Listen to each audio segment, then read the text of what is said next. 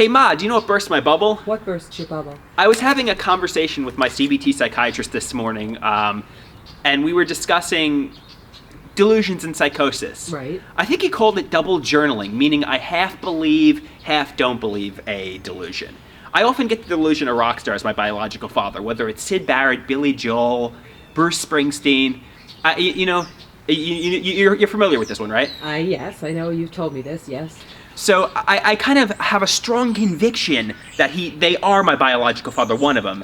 And then it shifts to the other one, and then I also half don't believe it. So I think it's called double journaling or something like that. Or double processing or double thinking? I forget exactly what he called it, but yeah. So I mean, just the only two people you've been with are Dad and Dale, right? I'm not going to discuss on live camera that kind of a thing. And your biological father is your biological father. I'm not going to discuss. Yeah, right.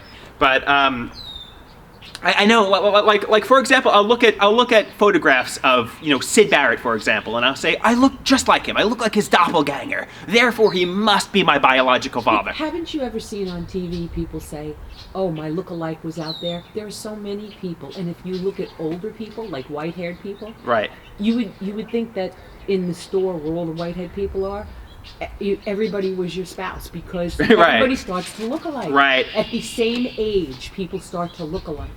So just because you look like somebody, I mean, it sounds obvious, doesn't make them your biological father. No, it doesn't.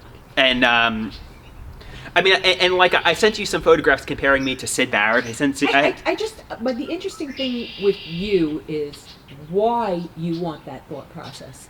And I try to sometimes. Okay, is it because you feel that somehow you want this stardom? Right, I think a lot of it is wanting to be a rock star. I mean, I think that is part of it. So you think... So like, for example, yesterday I was socially isolated all day. I wasn't interacting with anybody due to the coronavirus. Just alone in my head. I start fantasizing. I start daydreaming. My life is disappointing. So I look at photographs of Syd Barrett.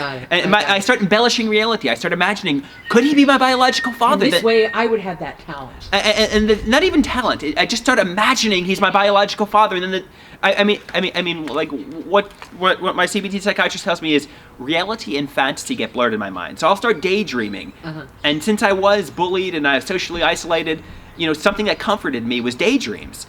And the daydreams that comforts everyone. And then over time the daydreams just became real to me, and I just started living in daydreams.